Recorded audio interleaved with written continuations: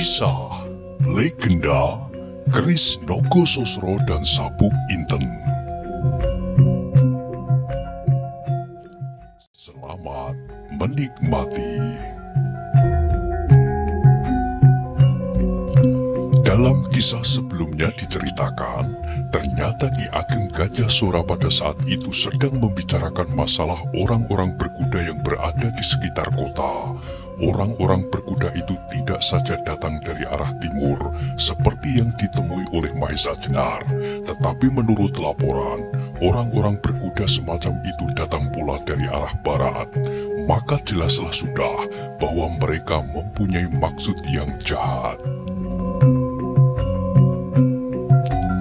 Pada pertemuan itu, Mahesa Jenar mendengar pula kesediaan Ki Ageng Lembu Sora untuk tidak pulang pada hari itu. Ia bermaksud untuk turut serta berjaga-jaga apabila ada hal-hal yang tidak dikehendaki.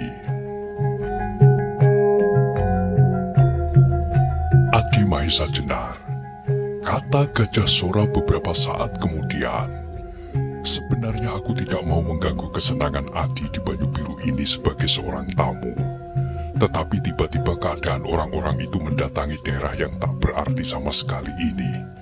Kalau mereka bermaksud merampas harta benda, maka di daerah miskin ini sama sekali akan mengecewakan mereka. Tetapi bagaimanapun kami terpaksa mempertahankan diri terhadap apapun yang pernah kami miliki. Kata-kata itu tegas bagi Mahesa Jenar. Meskipun Gajah Sora tidak menyebut-nyebut tentang kedua pusaka simpanannya, tetapi ia telah minta kepada Mahesa Jenar untuk bersama-sama mempertahankan pusaka-pusaka itu. Sementara itu, terdengarlah derap kuda dengan kencangnya berlari memasuki halaman. Seorang pemuda yang tegap kuat segera menghentikan kuda itu dan langsung meloncat turun. Dengan langkah yang tergesa-gesa, ia naik ke pendopo menghadap Ki Ageng Gajah Sora. Menilik wajahnya, pasti ia membawa sesuatu berita yang penting. Untuk beberapa lama ia tidak berkata apa-apa sambil memandangi orang-orang yang hadir. Tampaknya ia ragu-ragu untuk menyampaikan sesuatu. Ki Ageng Gajah Sora melihat keragu-raguannya, maka katanya, "Katakanlah apa yang telah kau lihat." Ki Ageng, katanya di sela-sela nafasnya yang mengalir cepat. Pasukan Paman Sanepa telah terlibat dalam suatu pertempuran dengan kira-kira 30 orang berkuda yang datang dari arah barat. 30, ulang Gajah Sora. Iya Ki Ageng, jawab pemuda itu. Berapa orang yang dibawa oleh pamanmu? Tanya Ki Ageng. 25 orang Ki Ageng, jawabnya. Seimbang, kata Ki Ageng Gajah Sora.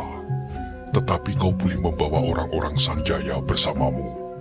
Nah, pergilah di sana, ada 10 orang.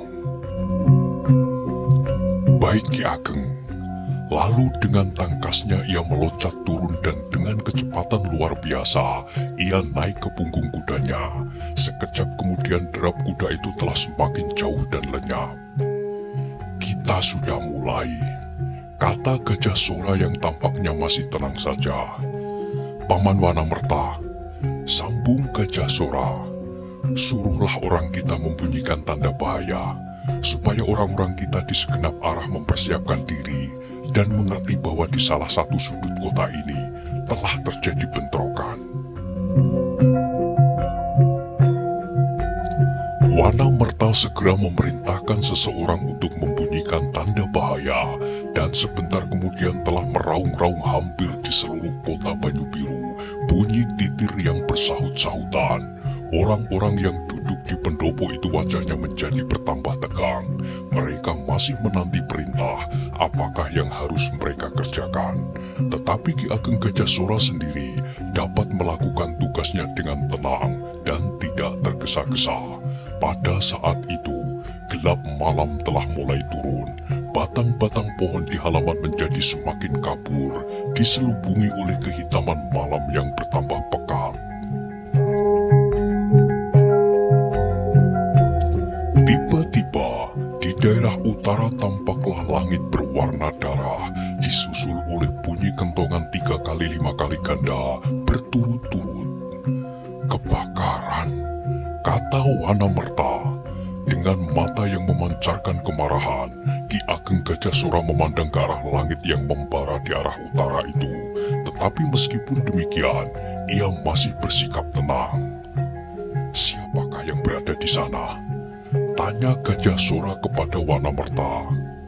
Adi Pandan Kuning, jawab Wanamerta singkat. Pandan Kuning, ulang Gajah Sora. Ya, kalau begitu mereka pasti terdiri dari orang-orang pilihan pula, sehingga di hadapan Paman Pandan Kuning, mereka berhasil membakar rumah, kata Gajah Sora hampir bergumam. Paman, kata Gajah Sora kemudian, suruh seseorang sediakan kuda-kuda kami. Meskipun kata-kata itu diucapkan dengan perlahan-lahan, tetapi artinya adalah besar sekali. Gajah Sora sendiri telah merasa perlu untuk sewaktu-waktu bertindak. Menurut perhitungannya, orang-orang yang mendatangi Banyu Biru itu pasti terdiri dari orang-orang yang tak dapat direndahkan. Wanamerta tidak lagi mau membuang waktu, maka segera diperintahkan seorang untuk menyiapkan kuda-kuda mereka. Berbareng dengan itu Ki Ageng Lembu Sora pun telah memerintahkan orangnya untuk mempersiapkan kuda-kuda mereka pula. Pada saat orang-orang itu menyiapkan kuda di halaman, muncullah di antara mereka Arya dengan 2 ekor kuda di tangannya. Seekor berwarna hitam mengkilat dan yang seekor lagi berwarna abu-abu. Inilah kuda Paman, teriaknya kepada Mahesa Jenar. Mahesa Jenar terkejut melihat Arya hadir dalam kesibukan itu. Kau mau kemana Arya? Tanya Mahesa Jenar. Aku ikut Paman ke tempat kebakaran itu, jawabnya. Arya, potong Gajah Sora. Kau jangan menambah kesibukanku dan pamanmu. Masuklah ke dalam. Kalau kau mau pergi juga, seterusnya aku tak mau mengajari kau sama sekali. Arya memandang ayahnya dengan penuh kecewa, tetapi ia sama sekali tidak berani membantah, sebab dalam saat-saat yang demikian, ayahnya memang dapat bertindak agak keras terhadapnya. Sementara itu keributan semakin menjadi-jadi. Orang-orang Banyu Biru adalah orang-orang yang cukup terlatih di bawah pimpinan Gajah Sora.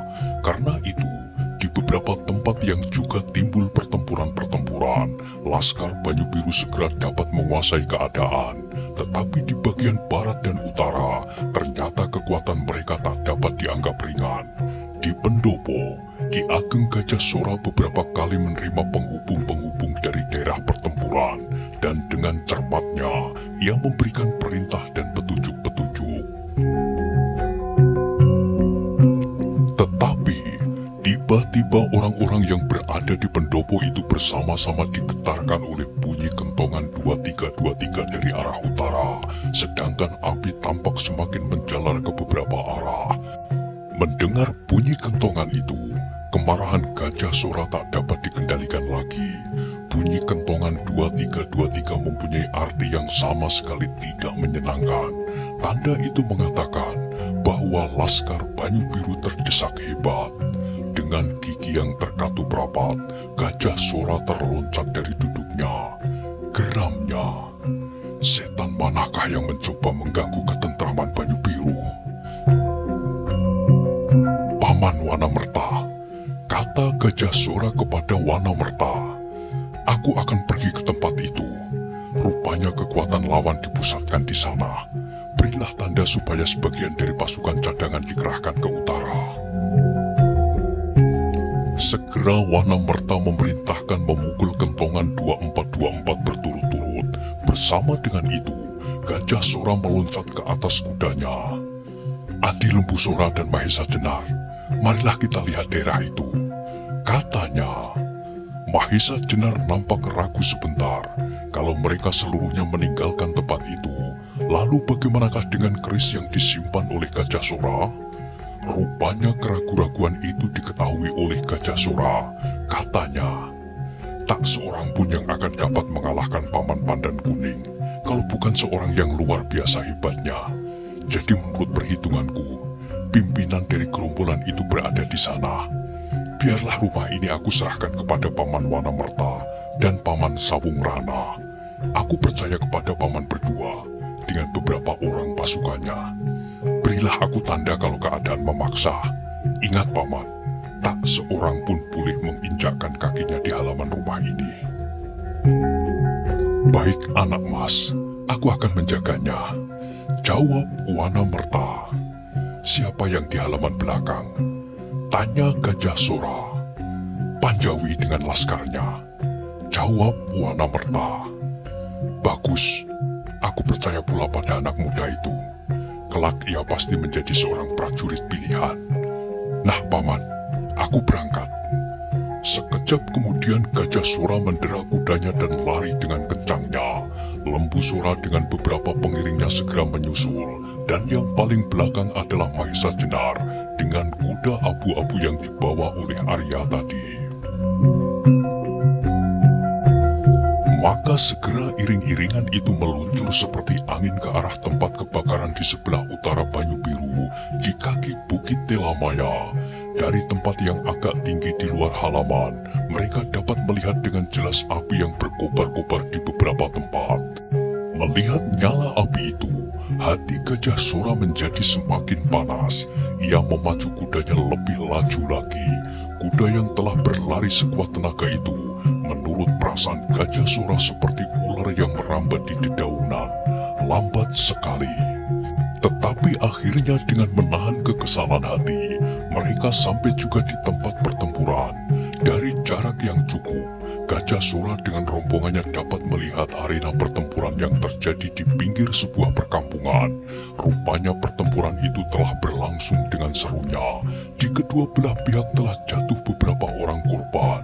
Ternyata pasukan-pasukan cadangan Banyu Biru yang dipimpin oleh Ki Bantaran telah tiba di tempat itu dan telah pula melibatkan diri dalam pertempuran. Dalam pengamatan yang sebentar itu, Gajah Sora melihat betapa kuatnya pihak lawan. Dilihat dari bekas-bekasnya, ternyata bahwa arena pertempuran itu telah bergeser agak jauh mendekati perkampungan. Bahkan beberapa orang dari mereka telah membakar rumah-rumah penduduk yang tak bersalah. Kemarahan hati Gajah Sora semakin menggelora. Karena itu setelah ia menemukan pertimbangan mengenai keseluruhan pertempuran itu, segera ia memberikan perintah. Adi Lembu Sora, katanya, bawalah anak buahmu ke sebelah kiri, lingkari arena ini, dan kau harus dapat menguasai jalan kecil di ujung sawah itu. Kalau aku berhasil mendesak mereka, usahakan jangan dibiarkan mereka lolos. Aku ingin tahu siapa mereka. Bawalah beberapa orang bersamamu. Baik Kakang, jawab Lembu Sora. Setelah itu, ia pun segera pergi ke tempat yang telah ditentukan. Ia melingkar menyusup perkampungan, untuk kemudian muncul kembali menuju ke jalan kecil di ujung sawah. Dalam keremangan cahaya api yang menjilat ke udara, arena pertempuran itu seolah-olah sengaja dijadikan daerah yang diterangi oleh ribuan obor di sekitarnya. Sepeninggal Lembu Sora, Gajah Sora dan Mahesa Jenar berdiri mengawasi medan. Mahesa Jenar adalah bekas prajurit pengawal raja. Karena itu ia mempunyai pandangan yang cukup masak mengenai keadaan medan. Maka segera ia melihat kelemahan laskar Banyu Biru. Katanya, Kakang, menurut pengamatanku, letak kesalahan laskar Banyu Biru adalah beberapa orang yang cukup masak berkumpul di dalam satu titik, sehingga di bagian-bagian lain banyak terdapat kelemahan. Gajah Sora mengangguk-anggukkan kepalanya. Katanya, kau benar Adi Mahesa Jenar. Aku melihat pula kelemahan itu. Tetapi pastilah mereka menghadapi keadaan darurat. Bahkan Bantaran pun telah terlibat dalam perkelahian di titik itu pula. Siapakah yang bersenjatakan pedang panjang serta melompat-lompat dengan lincahnya itu? Tanya Mahesa Jenar. Itulah Pandan Kuning, jawab Gajah Sora. Yang bersenjata tombak itu adalah Bantaran. Lainnya adalah orang-orang pilihan dari Laskar Banyu Biru.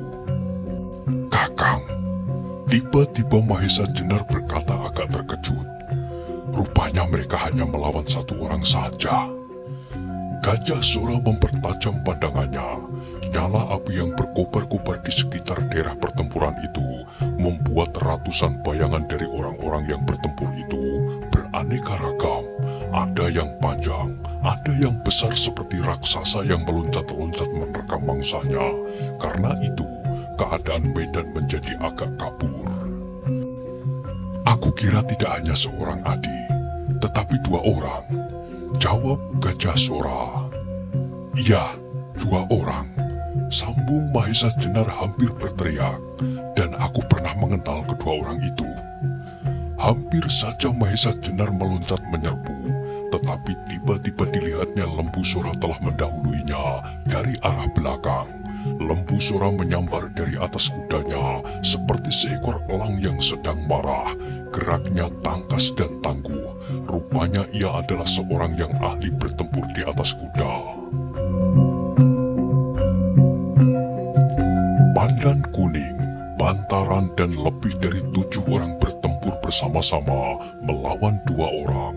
Tetapi 2 orang itu ternyata tangguh sekali, sehingga sampai sekian lama, kedua orang itu masih tampak segar dan lincah. Sekarang mereka mendapat bantuan Lembu Sora. Ternyata Lembu Sora juga tidak mengecewakan. Ia bersenjatakan sebuah pedang yang panjang dan besar. Pedang itu di tangannya yang kokoh kuat, hanya seperti setangkai lidi yang berputar-putar dan berkilauan kena cahaya api. Dari jarak yang agak jauh itu, terdengar tidak jelas Lembu Sora memberikan apa-apa, dan sebentar kemudian keadaan segera berubah dengan cepatnya.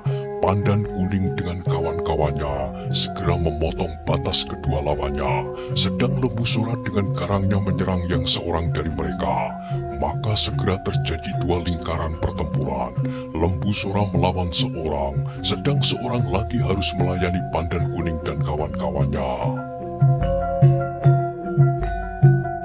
Anak itu punya otak juga, gumam Gajah Sora. Ia pasti bermaksud membunuh seorang demi seorang. Bukankah ia putra Ki Ageng Sora Dibayana pula? Kata Mahesa Jenar. Gajah Sora tersenyum. Jawabnya, sayang ia agak bengal. Mahesa Jenar tidak menjawab.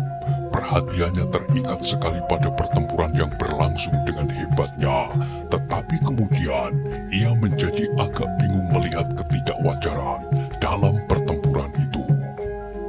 Kakang Gajah Sora, katanya, tidakkah Kakang melihat sesuatu yang tidak pada tempatnya? Ya, jawab Gajah Sora. Rupa-rupanya ada pertempuran segitiga di daerah ini. Tepat, Kakang, kata Mahesa Jenar. Lalu apakah yang akan kita lakukan? Biarlah Lembu Sora dan Paman Pandan Kuning melayani lawannya, yang rupa-rupanya tidak terlalu membahayakan. Jawab Gajah Sora. Marilah kita bersihkan saja yang lain, baru kita membantu menangkap kedua orang itu. Kata Gajah Sora selanjutnya.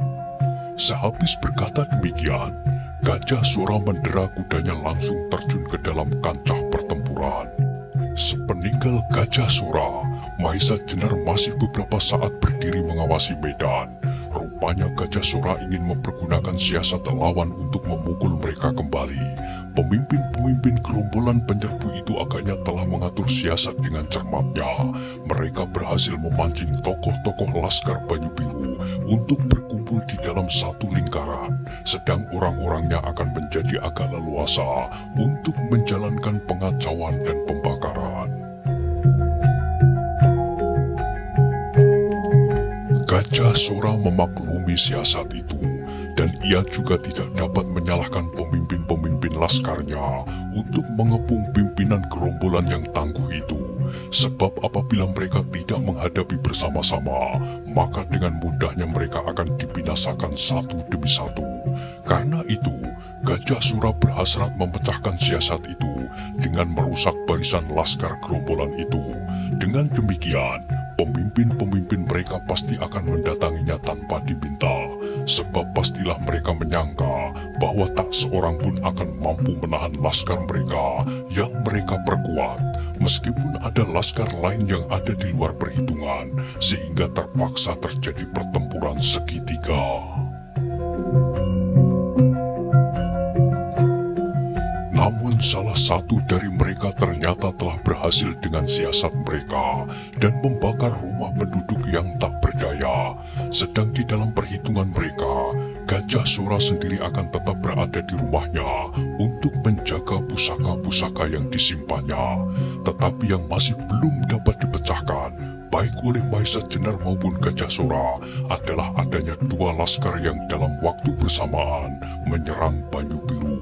Sedang mereka bertempur pula satu sama lain, meskipun maksud mereka hampir jelas, yaitu menginginkan pusaka-pusaka Kiai Nogososro dan Sabuk Inten.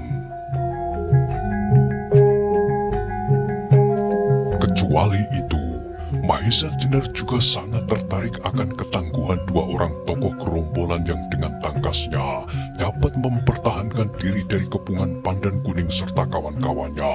Sementara itu pertempuran berlangsung terus dengan hebatnya. Laskar Banyu Biru telah berjuang mati-matian untuk mencoba mempertahankan tanah mereka serta seluruh isinya. Dengan munculnya Lembu Sora, keadaan sudah mulai berubah. Lembu Sora ternyata juga merupakan seorang laki-laki yang luar biasa. Pedangnya yang terlalu besar menurut ukuran biasa itu berputar seperti baling-baling yang dengan dahsyatnya selalu melingkari lawannya dengan serangan-serangan maut. Tetapi lawan Lembu Sora pun memiliki kelincahan yang luar biasa. Sayang bahwa jarak mereka agak jauh dari Mahesa Jenar. Apalagi prajurit-prajurit yang sedang bertempur itu selalu bergerak-gerak membayangi pandangannya, sehingga ia tidak dapat melihat dengan jelas. Karena tertarik kepada kedua orang pemimpin gerombolan yang perkasa itu, Mahesa Jenar ingin lebih mendekat lagi. Maka segera ia turun dari kudanya dan mengikatkan kuda itu pada sebatang pohon. Dengan perlahan-lahan, ia menerobos medan yang sedang ribut. Ia berjalan mendekati Lembu Sora. Beberapa kali Mahesa Jenar mendapat serangan dari laskar-laskar gerombolan itu. Tetapi dengan satu dua gerakan saja, Mahesa Jenar telah dapat merobohkan mereka. Bagian lain, di tengah pertempuran itu tiba-tiba terdengar sorak-sorai yang riuh rendah. Rupanya laskar Banyu Biru ketika melihat kepala daerah mereka yang perkasa terjun ke arena, mereka menjadi gembira sekali. Tiba-tiba seolah-olah tubuh mereka masing-masing mendapat tambahan kekuatan yang hebat. Karena itu mereka bersorak-sorai gemuruh, dan bersamaan dengan itu gerak mereka menjadi lebih dahsyat. Sorak-sorai itu segera disambut oleh hampir seluruh laskar Banyu Biru yang berada di arena itu. Dengan kehadiran Lembu Sora, Gajah Sora, dan Mahesa Jenar, segera keadaan medan menjadi berubah. Laskar dari kedua gerombolan yang semula bertempur satu sama lain memusatkan kekuatan mereka untuk menggempur laskar Banyu Biru. Meskipun demikian, laskar Banyu Biru kini kekuatannya sudah jauh bertambah. Sejalan dengan itu, lawan Pandan Kuning yang semula bertempur berpasangan dan kemudian harus melawan seorang diri, merasakan juga tekanan yang semakin berat. Karena itu, ia bertempur semakin seru serta mengerahkan seluruh tenaganya, apalagi ketika didengarnya laskar Banyu Biru bersorak-sorak. Tiba-tiba dari arah lain terdengarlah sebuah suitan nyaring, disusul dengan bunyi suitan pula dari orang yang sedang bertempur melawan Pandan Kuning. Rupanya suitan-suitan itu merupakan tanda-tanda dan perintah. Segera tampaklah beberapa laskar gerombolan berlontaran menyerbu Pandan Kuning dan kawan-kawannya. Mereka mencoba untuk mengganti kedudukan pemimpinnya yang dengan satu gerakan dahsyat memecahkan kepungan Pandan Kuning dan kawan-kawannya. Ia melepaskan diri dari pertempuran itu untuk dapat langsung menghadapi Gajah Sora. Maka ketika orang itu telah berdiri di luar lingkaran, Mahesa Jenar segera dapat melihatnya dengan jelas, dan pada saat itu pula rasanya jantung Mahesa Jenar menggelegak hebat. Orang yang memimpin gerombolan itu dan yang telah bertempur dengan gagahnya adalah seorang yang bertubuh kekar, berkumis setebal ibu jari, dan di kedua belah tangannya tergenggam dua bilah pisau belati panjang. Lobo Ijo! Geram Mahesa Jenar di antara suara gemertak giginya yang beradu dengan kerasnya. Maka dengan gerak tanpa sadar, Mahesa Jenar meloncat lebih dekat lagi untuk mengenali pasangan Lowoiju yang sedang bertempur melawan Lembu Sora dengan kekuatan yang seimbang. Orang itu pasti memiliki kekuatan setidak-tidaknya sama dengan Lowoiju. Ketika Mahesa Jenar sudah menjadi semakin dekat dan dapat melihat lawan Lembu Sora itu agak jelas, ia menjadi bertambah terkejut lagi. Orang itu adalah seorang laki-laki tampan dengan sebuah tongkat hitam di tangan kiri yang dipergunakan sebagai perisai, sedang di tangan kanannya tampak sebilah pedang tipis yang lentur. Sebuah permainan gila-gilaan, desis Mahesa Jenar. Tubuhnya menjadi gemetar menahan deru darahnya yang menggelora seperti gemuruhnya air bah.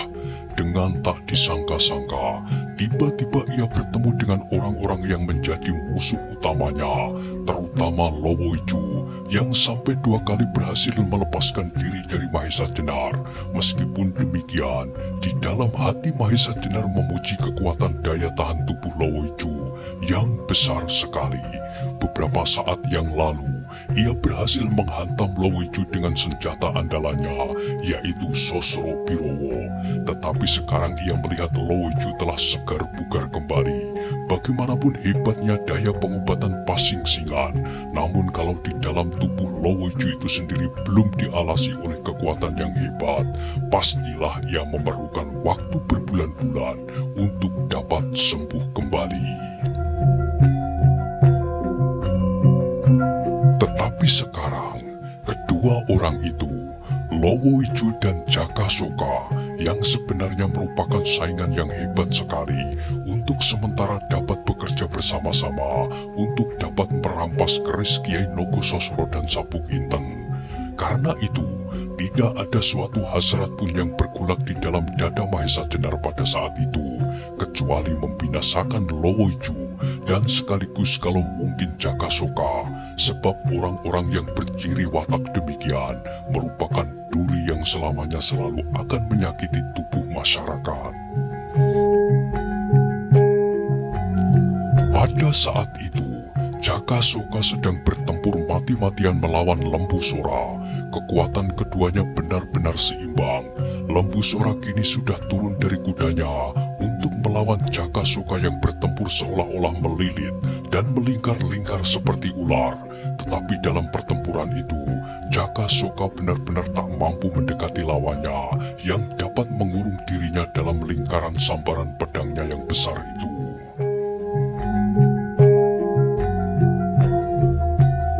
Maka untuk sementara Mahesa Jenar dapat melepaskan Jakasoka. Syukurlah apabila Lembu Sora berhasil membinasakannya. Tetapi setidak-tidaknya pertempuran itu akan berlangsung lama, sehingga ia akan mendapat kesempatan untuk menemaninya bermain. Setelah ia membinasakan Lowoiju, Mahesa Jenar pada saat itu telah memutuskan untuk tidak memperpanjang waktu. Ia sudah bersedia untuk mempergunakan ilmunya Sosro Birowo dalam pukulannya yang pertama.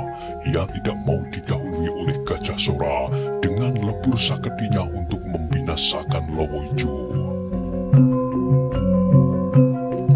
Tetapi kembali dadanya terguncang Ketika ia sudah hampir meloncat ke arah Lowoijo, tiba-tiba dari antara laskar yang bertempur itu, meloncatlah seorang yang berperawakan tinggi besar, berambut lebat dengan kumis dan janggut yang lebat pula. Ia bersenjata tombak pendek, dan bersamaan dengan serangannya yang menderu seperti angin ribut itu, terdengar suaranya mengaum dahsyat, seperti seekor harimau yang sedang marah. "Kau gila, Lowoijo," teriaknya. "Jangan mencoba menghalangi aku atau mendahului maksudku." Lowoijo tampaknya agak terkejut mendapat serangan itu, tetapi ia adalah seorang yang tangkas. Karena itu, dengan satu loncatan ia berhasil membebaskan dirinya. Bahkan kemudian terdengarlah suara tertawanya yang menyeramkan. "Kita sama-sama mengalir di satu kolam harimau jelek," katanya kemudian. "Apakah salahnya? Tetapi akulah yang paling berhak atas keris-keris itu," jawab orang yang tinggi besar itu, yang tidak lain adalah Simarudra muda dari Gunung Tidar. Kembali Lowoijo tertawa pendek.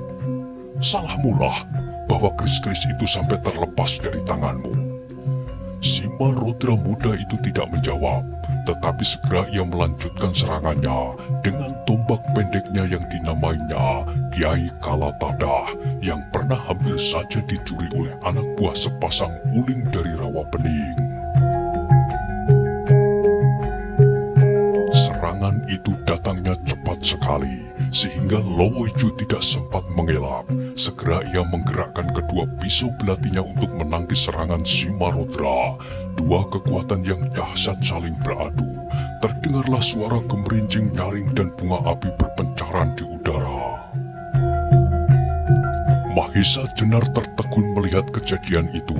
Segera ia mengurungkan niatnya, dan tiba-tiba saja timbul keinginannya untuk menyaksikan dua tokoh golongan hitam itu mengadu tenaga. Maka segera terjadilah pertempuran yang dahsyat. Kedua-duanya percaya pada kekuatan tubuhnya, sehingga tampaknya mereka berdua segan untuk mengelakkan diri dari benturan-benturan. Kedua tangan Lowoijo yang memegang dua bilah pisau belati panjang itu menyambar-nyambar, seolah-olah berdatangan dari segala arah. Sedang Simarudra dengan dahsyatnya pula memutar tombak pendeknya, mengarah ke segenap bagian tubuh Lowoijo.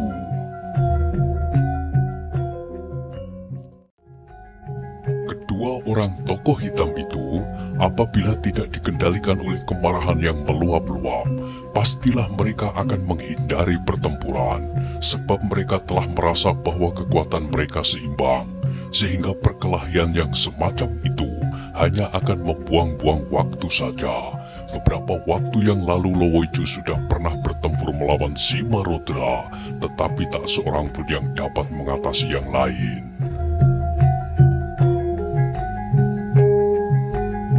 Kemudian setelah beberapa lama mereka berpisah merendam diri untuk mempersiapkan pertemuan terakhir tahun ini, tiba-tiba mereka bertemu dalam satu tujuan yang sama. Meskipun masing-masing telah mendapat tambahan ilmu yang cukup banyak, namun ternyata kekuatan mereka masih tetap seimbang. Melihat pertempuran itu, hati Mahesa Jenar tergetar juga. Seandainya ia tidak memiliki ilmu sakti Sosrobirowo, mungkin sulit baginya untuk dapat mengalahkan baik Lowoijo maupun Simarudra. Pertempuran itu semakin lama menjadi semakin seru. Keduanya ingin dapat menjatuhkan lawannya dengan segera. Tetapi yang agak mengherankan Mahesa Jenar, kenapa Simarudra baru saat itu muncul di arena? Apakah kerjanya sebelum itu? Padahal sesaat sebelum ia menyerang Lowoijo, laskarnya sudah jauh terdesak oleh laskar Banyu Biru yang merasa mendapat tenaga baru dengan hadirnya Gajah Sora. Di lain bagian, dari pertempuran itu nampak Lembu Sora dan Jaka Soka bekerja keras untuk dapat menguasai lawannya. Tetapi ternyata keduanya pun memiliki kekuatan yang seimbang. Hanya keseimbangan pertempuran di antara laskar-laskar mereka kini telah berubah sama sekali. Laskar Banyu Biru dalam waktu yang dekat pasti akan dapat menguasai keadaan. Apalagi pada saat itu, Gajah Sora dan Mahesa Jenar ada di dalam barisan Laskar Banyu Biru tanpa ada yang dapat menghalangi gerakan-gerakan mereka.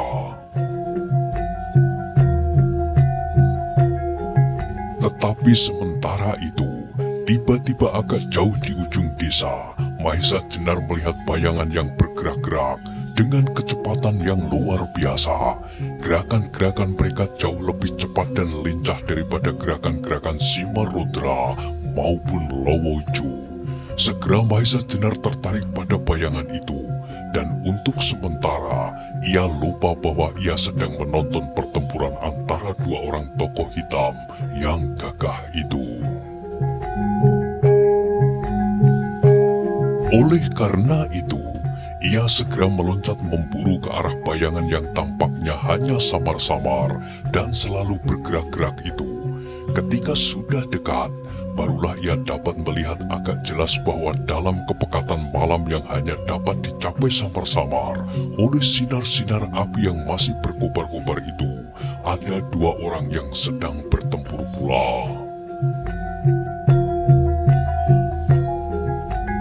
Tapi pertempuran ini sangat mengejutkan hati Mahesa Jenar. Kedua orang yang sedang bertempur itu ternyata memiliki kesaktian yang sangat tinggi. Mereka bergerak-gerak, berputar-putar dan meloncat-loncat, seperti tubuhnya tidak memiliki berat. Bahkan kadang-kadang kedua orang itu meloncat tinggi berputar di udara, dan kadang-kadang hampir seperti terapung-apung untuk beberapa saat.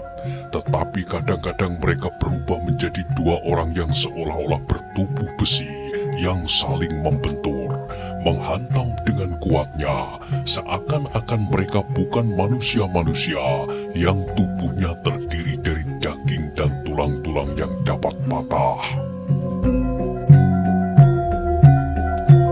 Melihat bayangan yang bertempur dengan hebatnya itu, Mahesa Jenar tertegun heran.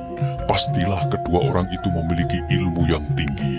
Sementara itu, rupanya Gajah Sora melihat pula dua orang yang sedang bertempur itu.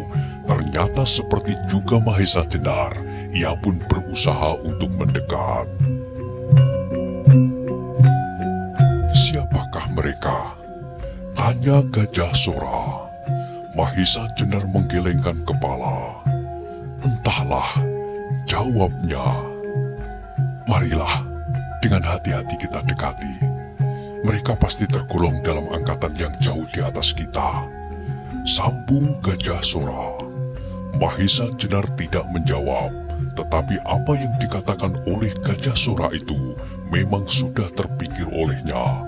Karena itu, segera ia pun menyusup ke sebuah halaman dan dengan mengendap-endap bersama Gajah Sora, berusaha untuk mendekati dua orang yang sedang bertempur dengan hebatnya itu.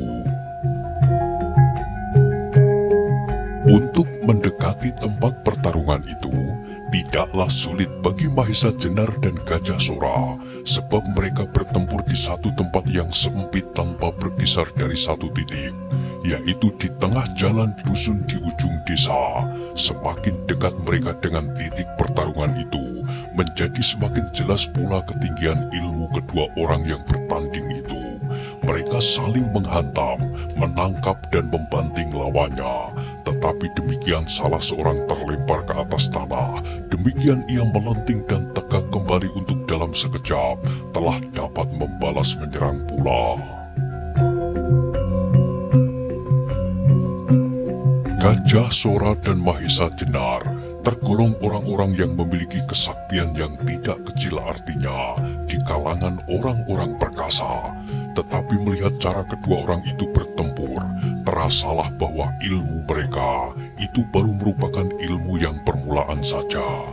Ketika mereka berdua, Gajah Sora dan Mahesa Jenar, sedang terikat oleh pertempuran itu, tiba-tiba terdengarlah salah seorang di antara mereka berkata, "Hai, apa kerjamu di sini?" Gajah Sora dan Mahesa Jenar terkejut bukan main. Mereka berdua berada di tempat yang terlindung dan gelap, sedangkan mereka berdua saja masih belum sempat menyaksikan kedua orang yang berdiri di tengah jalan itu dengan baik. Tetapi justru salah seorang di antaranya sudah dapat melihat mereka yang berlindung. Untuk sementara Gajah Sora dan Mahesa Jenar masih berdiam diri. Mungkin bukan mereka yang disapa. Rupa-rupanya kau sengaja memanggilnya. Jawab yang lain masih sambil bertempur. Supaya membantumu. Tutup mulutmu. Bentak yang lain pula. Jangan terlalu sombong. Kau kira bahwa aku tak mampu melawanmu? Yang lain diam tak menjawab. Tetapi rasanya mereka bertempur semakin seru. Ketika sesaat kemudian Gajah Sora dan Mahesa Jenar masih belum menjawab, kembali terdengar suara orang yang pertama. Hai Gajah Sora dan Mahesa Jenar, kenapa kau berdiri seperti patung di situ?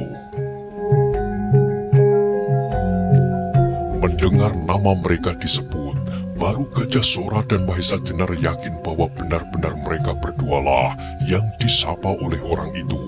Tetapi belum lagi salah seorang menjawab, terdengar suara orang kedua. Hai, kenapa kalian tak membantu bapakmu yang sudah hampir kehabisan napas?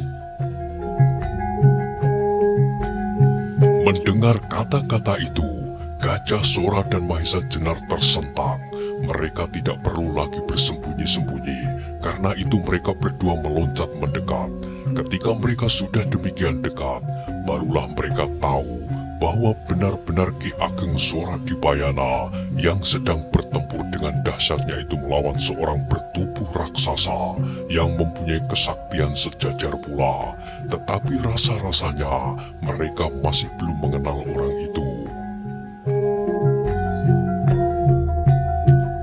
Gajah Sora, kata Ki Ageng Soradipayana tanpa mengalihkan perhatiannya sedikit pun dari lawannya. Kenapa kau begitu bodoh meninggalkan rumahmu tak terjaga? Paman Wanamerta, Sawung Rana dan Panjawi dengan pasukannya berjaga-jaga di sana, ayah. Jawabnya, apa arti dari mereka bertiga? Pulanglah, ajak Mahesa Jenar. Tinggalkan Lembu Sora bersamaku di sini. Perintahnya, bukankah laskarmu di sini tidak banyak menderita kekalahan? Mereka memberikan tanda kekalahan itu, ayah. Jawab Gajah Sora. Ah, kau memang terlalu mudah digugah kemarahan, Gajah Sora. Prajurit Banyu Biru meskipun terpaksa menarik pasukannya beberapa kali, tetapi masih belum memberi tanda kekalahan. Paling-paling mereka akan minta bantuan laskar cadangan. Tetapi tanda itu telah dibunyikan, ayah. Gajah Sora mencoba menjelaskan. Ki Ageng Soradipayana masih melayani lawannya dengan gigih. Mereka bertempur dengan cara yang agak membingungkan bagi Gajah Sora dan Mahesa Jenar. Tubuh mereka seolah-olah menjadi kebal dan tidak dapat disakiti oleh pukulan yang bagaimanapun kerasnya. Karena itu, baik Gajah Sora maupun Mahesa Jenar tidak tahu bagaimana terbuka kemungkinan untuk dapat memenangkan pertempuran itu. Gajah Sora, kata Ki Ageng Soradipayana, yang membunyikan tanda itu bukanlah laskar Banyu Biru, tetapi itu hanyalah suatu cara buat menarikmu untuk datang ke daerah pertempuran ini. Mendengar keterangan ayahnya, hati Gajah Sora terguncang hebat. Karena itu segera ia meloncat meninggalkan tempat itu untuk segera kembali ke rumahnya. Gajah Sora, panggil ayahnya sebelum Gajah Sora jauh. Gajah Sora berhenti sejenak. Suruhlah Pandan Kuning, Bantaran Panunggal dan beberapa orang kemari. Suruhlah mereka membawa tali yang kuat untuk mengikat kucing sakit-sakitan ini. Geram lawannya. Kau kira kau bisa menangkap aku? Kalau dalam keadaan keseimbangan, jawab Ki Ageng Soradipayana, setetes air akan mempunyai pengaruh untuk mengubah keseimbangan itu. maka kedatangan beberapa orang yang tak berarti itu pasti mempunyai akibat yang tak kau harapkan. Setan tua, kau licik sekali. Kembali orang itu menggeram berusaha menangkap seorang penyerang. Aneh, jawab Ki Ageng Sora Dipayana. Kami dan laskar kami berusaha menangkap seorang penyerang. Apakah itu licik? Nah, Gajah Sora dan Mahesa Jenar, berangkatlah, katanya kepada Gajah Sora dan Mahesa Jenar. Gajah Sora dan Mahesa Jenar segera berlari meninggalkan tempat itu sambil memberi aba-aba kepada Pandan Kuning dan kawan-kawannya. Apalagi pada waktu itu, keadaan pertempuran seolah-olah sudah hampir seluruhnya dapat dikuasai oleh Laskar Banyu Biru, kecuali pertarungan antara Simarudra Muda dengan Lowo Ijo serta Jagasoka melawan Lembu Sora. Gajah Sora cepat-cepat melompat ke kuda putihnya, sedang Mahesa Jenar berlari kencang-kencang ke kudanya yang ditambatkannya tadi. Dan sejenak kemudian mereka telah berpacu ke arah rumah Ki Ageng Gajah Sora. Seperti pada saat mereka berangkat, demikian pula pada saat itu. Rasanya kuda-kuda itu berjalan demikian lambatnya. Beberapa kali mereka mendera kuda mereka untuk segera sampai di rumah. Sebab kalau sampai Ki Ageng Sora Dipayana merasa khawatir, maka pastilah ada sesuatu yang mengancam keselamatan pusaka-pusaka yang disimpannya. Pada saat mereka meninggalkan arena pertempuran itu, mereka masih dapat mendengar suara lawan Ki Ageng Sora Dipayana itu mengaum seperti seekor harimau, dan sesaat kemudian disahut oleh auman yang menyeramkan pula dari Simarudra Muda. Ketika mereka menoleh, tampaklah sebagian dari laskar yang sedang bertempur itu berloncatan, meninggalkan gelanggang, seperti air laut yang sedang surut. Maka dengan cepatnya jumlah laskar itu menjadi berkurang. Tetapi mereka sudah tidak punya waktu lagi untuk memperhatikan perubahan itu dengan seksama, sebab pikiran mereka telah lari mendahului ke arah pusaka-pusaka yang mereka simpan.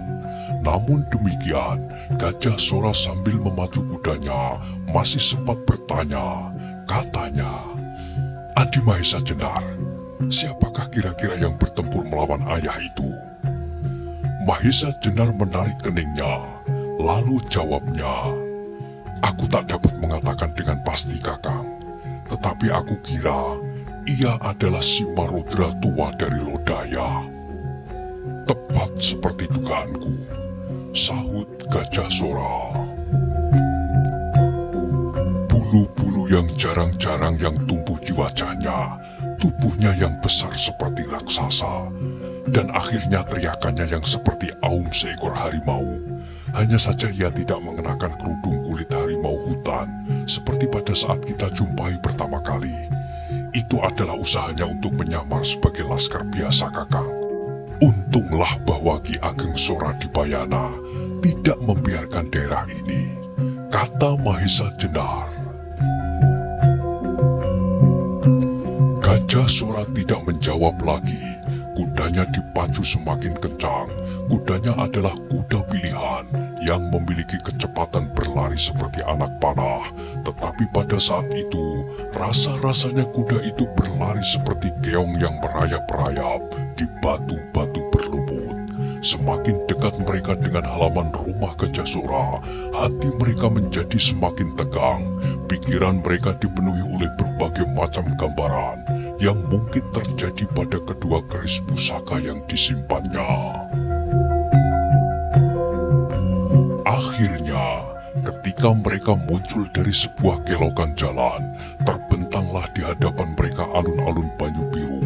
Dan setelah menyeberangi jalan-jalan itu, mereka akan sampai di rumah Gajah Sora.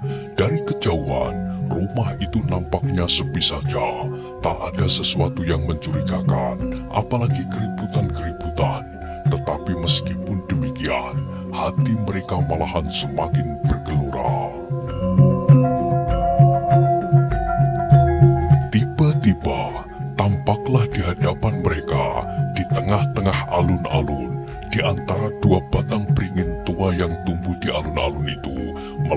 loncat dua bayangan dengan gerakan-gerakan aneh. Ternyata mereka adalah dua orang yang sedang bertempur pula.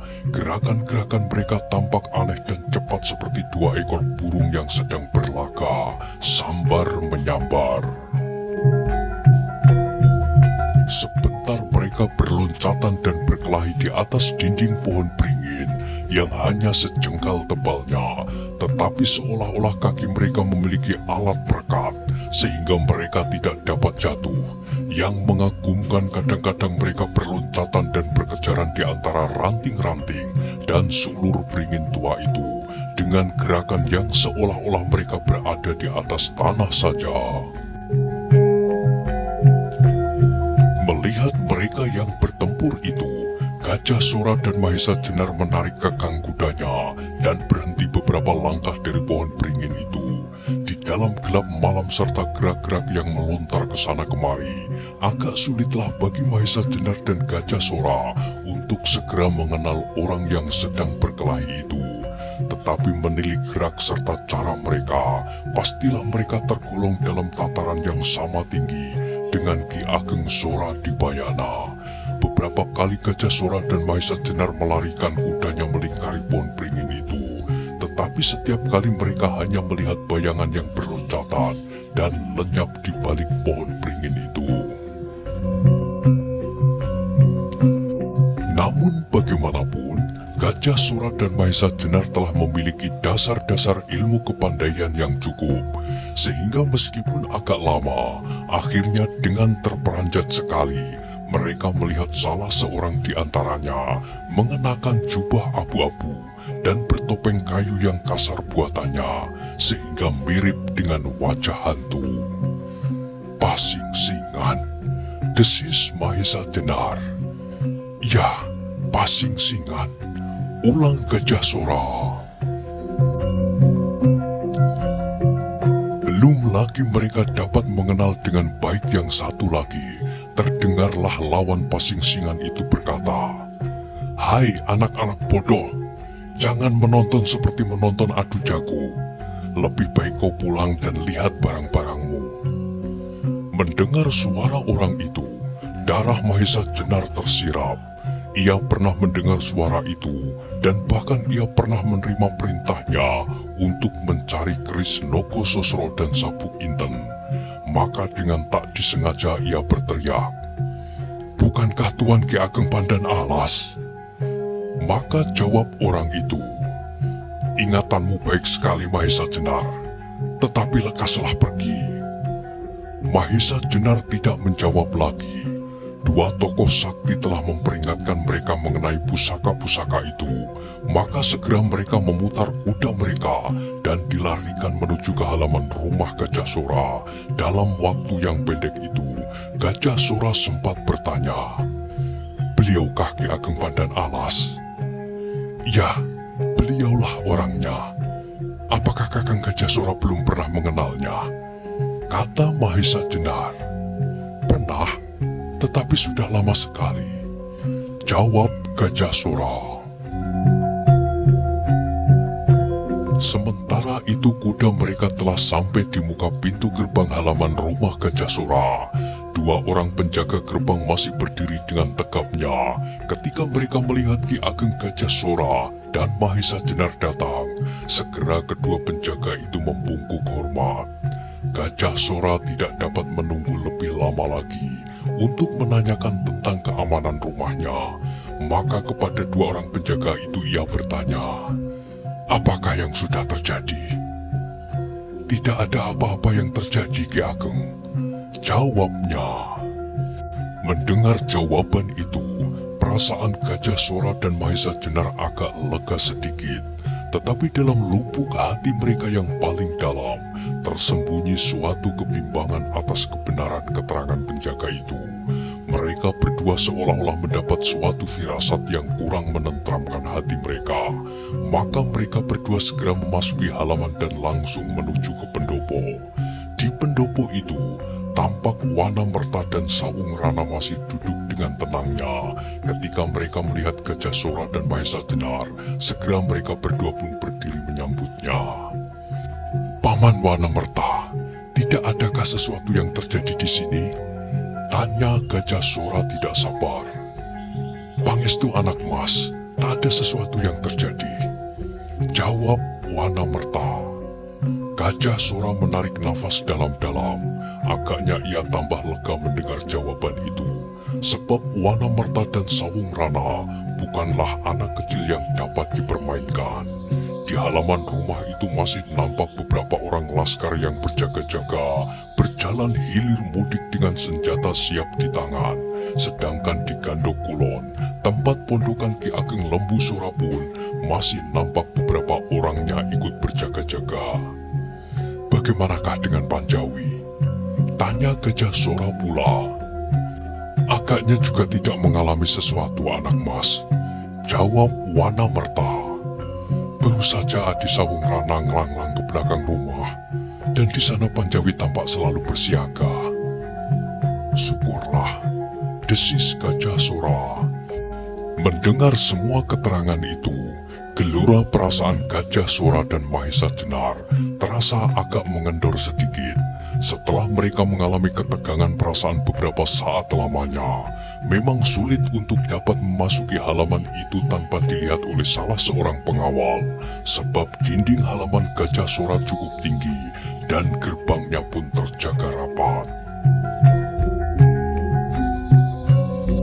Beberapa orang pengawal berjaga-jaga di sekeliling halaman, di setiap 7-8 langkah seorang, dan melekat dinding halaman.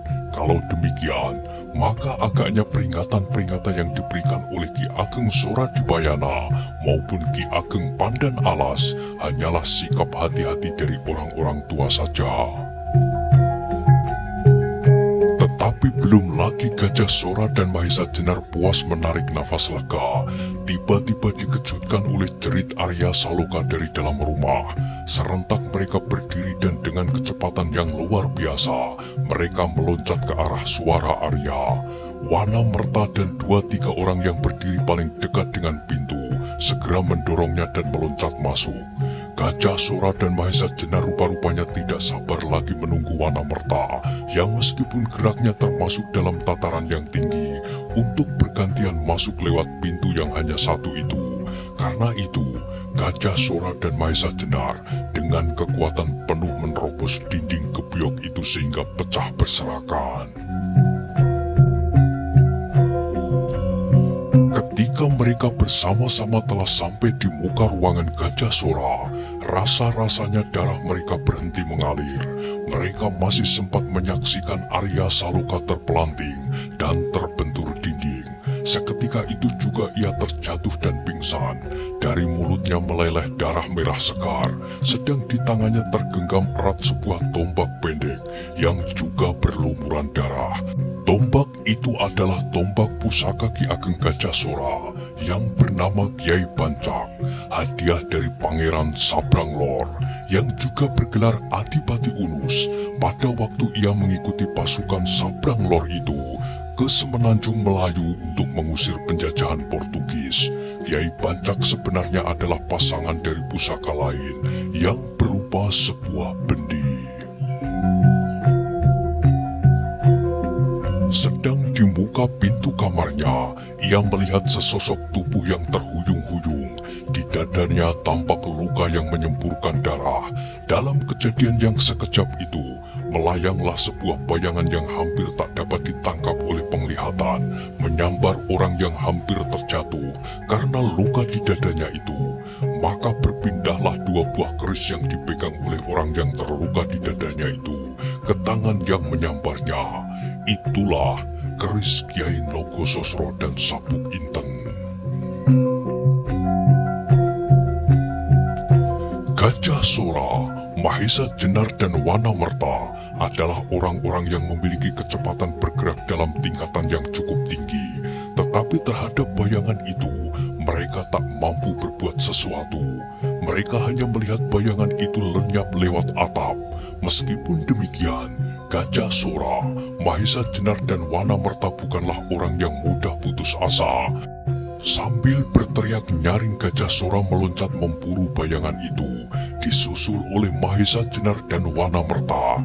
Tetapi demikian Gajah Sora muncul di atas atap, lewat lubang yang sama, bayangan itu telah lenyap sama sekali. Karena itu, bergetarlah dada mereka bertiga oleh kemarahan dan keheranan yang bercampur aduk. Bayangan itu seolah-olah adalah bayangan hantu yang tiba-tiba muncul untuk menambah keributan di Banyu Biru, dan kemudian lenyap seperti lenyapnya asap di hembus angin. Tetapi bagaimanapun cepatnya bergerak bayangan itu, namun ada sesuatu yang dapat ditangkap oleh Gajah Sora dan Mahesa Jenar. Bayangan itu agaknya memakai jubah abu-abu, tetapi Gajah Sora dan Mahesa Jenar sama sekali tak dapat melihat wajahnya. Namun demikian, segera perasaan mereka lari kepada Pasingsingan. Orang itu beberapa saat yang lalu bertempur melawan Ki Ageng Pandan Alas di alun-alun, tak begitu jauh dari rumah itu. Tetapi bagaimana ia dapat berhasil melepaskan diri dari pengawasan Ki Ageng Pandan Alas? Maka bergulatlah di dalam otak Gajah Sora dan Mahesa Jenar berbagai pertanyaan. Adakah Pasingsingan berhasil mengalahkan Ki Ageng Pandan Alas? Pada saat itu, lebih-lebih Gajah Sora yang menyaksikan pusaka simpanannya dan yang telah direbutnya dengan taruhan nyawanya hilang tanpa dapat berbuat sesuatu di hadapannya.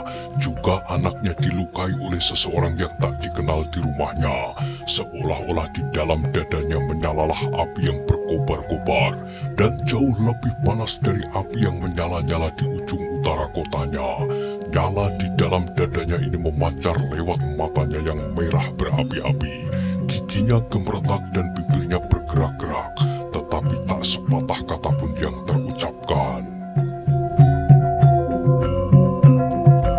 Otak Gajah Sora yang cerdas segera dapat meraba apa yang telah terjadi di rumahnya.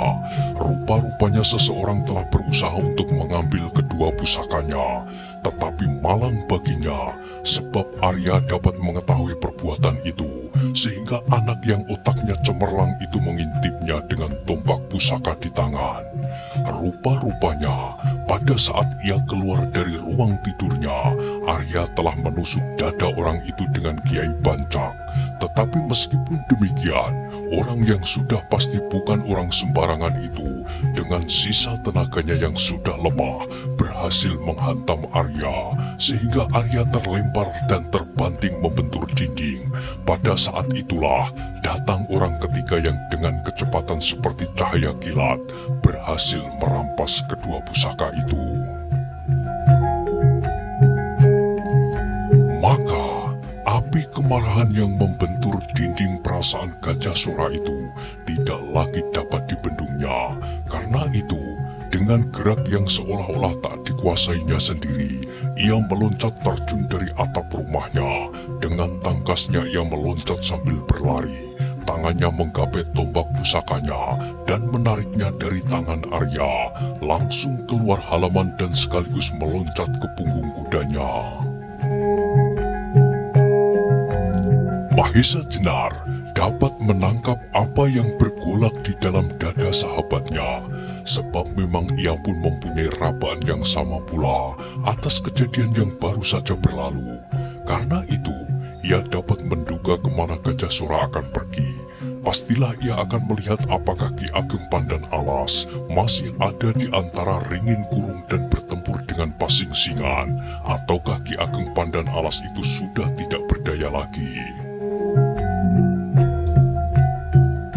Maka tanpa berpikir lagi, ia pun meloncat ke atas punggung kudanya dan lari menyusul Gajah Sora. Wanamerta yang meskipun dapat mengambil kesimpulan yang sama atas kejadian yang disaksikannya, namun ia sama sekali tidak mengetahui tentang orang yang berjubah abu-abu yang telah dilihat oleh Gajah Sora dan Mahesa Jenar di tengah alun-alun. Karena itu, ia menjadi bingung dan tidak tahu apa yang akan dilakukan. Nah, bagaimanakah kisah selanjutnya? Silahkan ikuti terus kisah legenda Keris Nogososro dan Sabuk Inten pada episode berikutnya. Sampai jumpa.